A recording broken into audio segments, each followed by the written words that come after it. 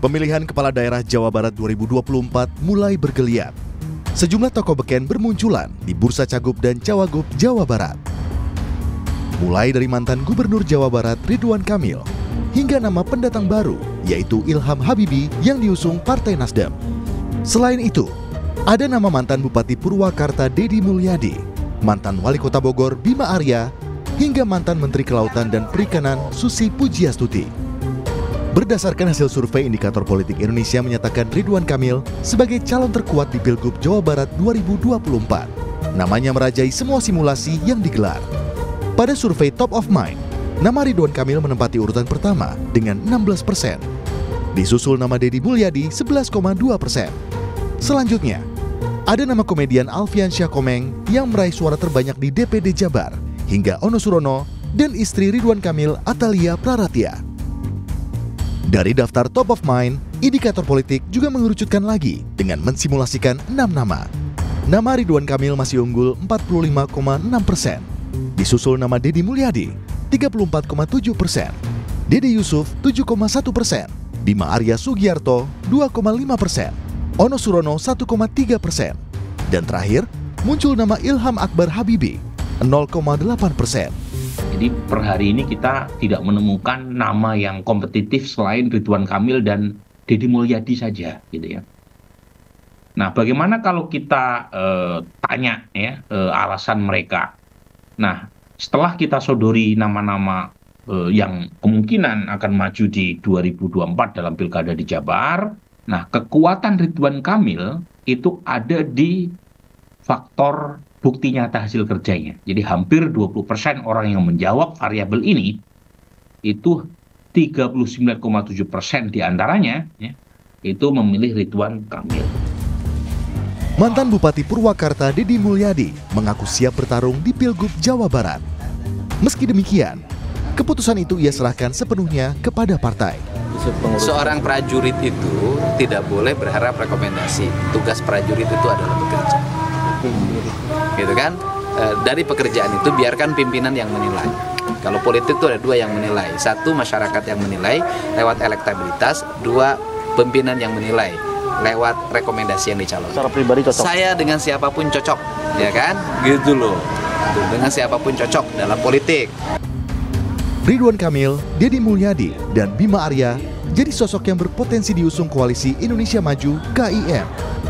Koalisi ini merupakan partai politik pengusung Prabowo Subianto dan Gibran Rakabuming Raka di Pilpres 2024. Namun, sampai saat ini belum jelas siapa sosok yang akan diusung Koalisi Indonesia Maju di Pilgub Jawa Barat. Tim Liputan, Kompas TV. Hasil terbaru survei Indikator Politik Indonesia menunjukkan nama mantan Gubernur Jawa Barat Ridwan Kamil berada di posisi teratas di Pilkada Jawa Barat 2024 dengan perolehan elektabilitas sebesar 44,5% suara.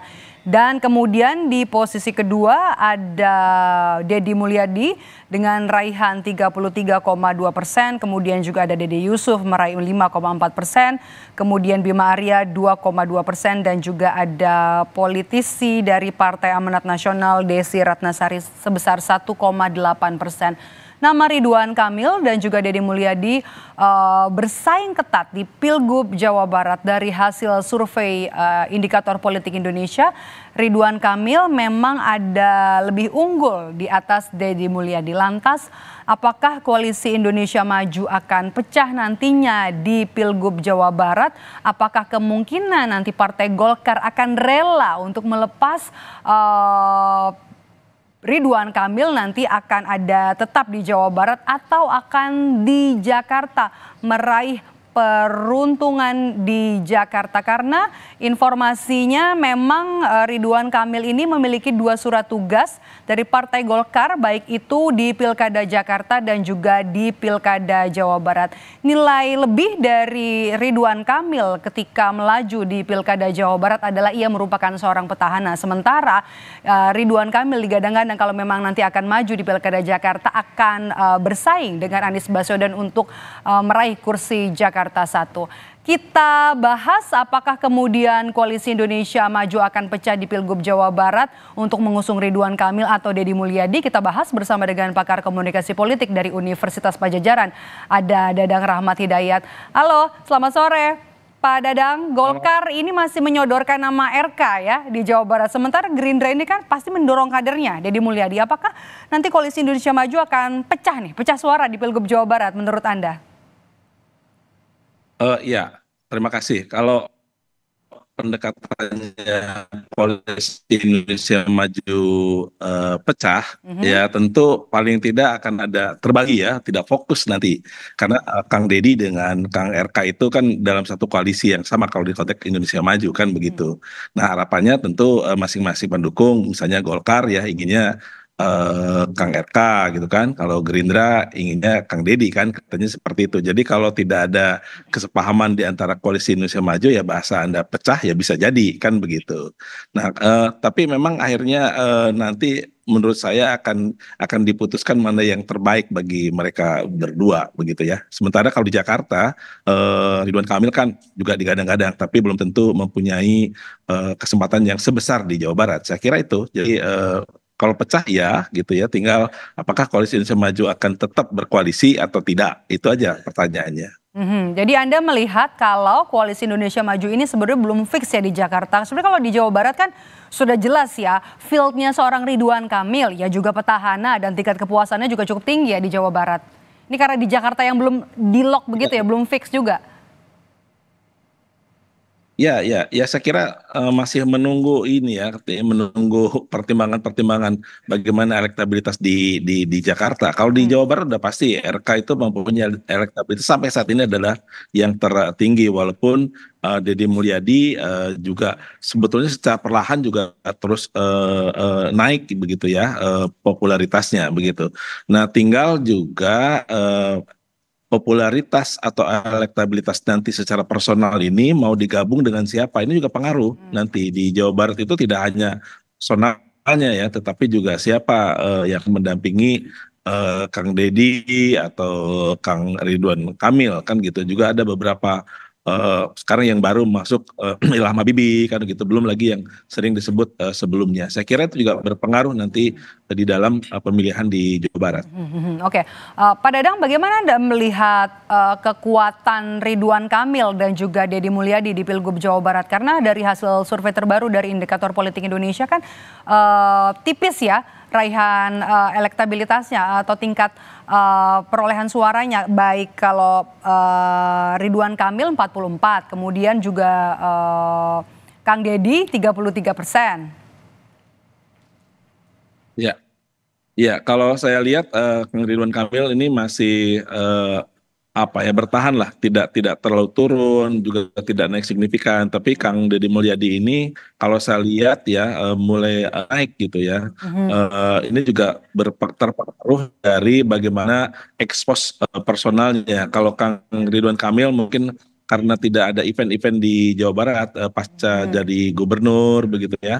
Tampaknya engagement dengan masyarakat Jawa Barat tidak terlalu kentara, tapi justru Deddy Mulyadi di media sosialnya, apalagi sekarang ada isu ya soal Vina itu secara tidak langsung juga engagement terhadap masyarakat menjadi sangat penting begitu. Terhadap Deddy Mulyadi ya, oke. Ya, saya kira itu suka tidak suka banyak disebut juga begitu ya, karena engagement itu kan menjadi penting. Nah, ini barangkali kalau Ridwan Kamil dulu masih sebagai petahana dan kemudian menjadi gubernur kan terus jadi media darling kan. Sekarang ini engagementnya agak kurang begitu ya, karena mungkin levelnya sudah di level nasional. Kasusnya juga isu-isunya juga isu IKN misalnya atau isu di Jakarta, bahkan mungkin bagi sebagian masyarakat juga bertanya-tanya ini RK ini mau di Jakarta atau mau di Jawa Barat kan begitu. Kalau di Mulyadi udah clear itu inginnya di Jawa Barat kan, udah pasti kan begitu. Nah ini pertarungan perhitungan dari koalisi maupun partai pengusungnya. Saya kira masih perdebatan, walaupun saya kira kalau Golkar inginnya Ridwan Kamil. Kang Emil ya. Tapi Gerindra Ya, maunya karena Deddy Mulyadi ya. Tapi kalau misalnya mengukur kinerja dari keduanya, Ridwan Kamil mantan wali kota, kemudian juga mantan gubernur, Deddy Mulyadi juga kan ex kepala daerah ya, Bupati Purwakarta. Bagaimana Anda melihat raihan atau hasil kerja dari keduanya sebagai pemimpin daerah masing-masing? Mana yang lebih populer? ya, kalau menurut saya dengan konteks yang berbeda, Kang Deddy misalnya hanya di apa Kabupaten. bupati ya, di kabupaten, tapi gemaknya tidak hanya di Purwakarta, tapi juga se-Jawa Barat kan begitu ya, atau bahkan malah beberapa wilayah lain di luar Jawa Barat juga mengenal Deddy Mulyadi. Belum lagi kiprah-kiprah sekarang ini yang sangat merakyat, tanda petik konten yang muncul di media sosialnya, kemudian relasi dengan komunitas budaya ini sangat sangat kuat gitu kan. Kang Deddy Mulyadi ini belakangan seperti itu. Sementara Ridwan Kamil dengan yang sudah diraihnya di Kota Bandung, kemudian di Jawa Barat, tingkat kepuasannya juga cukup tinggi, belum lagi engagement secara media sosial dengan para netizen, pendukungnya juga sangat banyak di media sosial. Kemudian juga engagement dengan isu-isu nasional. Kan begitu. Jadi apa yang dikerjakan oleh Ridwan Kamil juga masih menjadi pembicaraan orang. Contohnya misalnya pada saat ada spanduk billboard begitu ya on the way Jakarta, itu ya orang berpikir langsung Ridwan Kamil akan ke Jakarta. Ternyata itu adalah berkaitan dengan sebuah produk ya begitu. Nah itu akan terus jadi dibicarakan. Dua orang ini kan menjadi pembicaraan publik khususnya di Jawa Barat. Dengan tanpa mengurangi sebetulnya ada calon-calon lain yang kemudian muncul kan. Ilham Habibie ini muncul juga sekarang sedang safari barangkali ya, tetapi engagement secara medianya, engagement secara sosialnya ini memang perlu kerja keras nih untuk Ilham Habibie ini. Oke.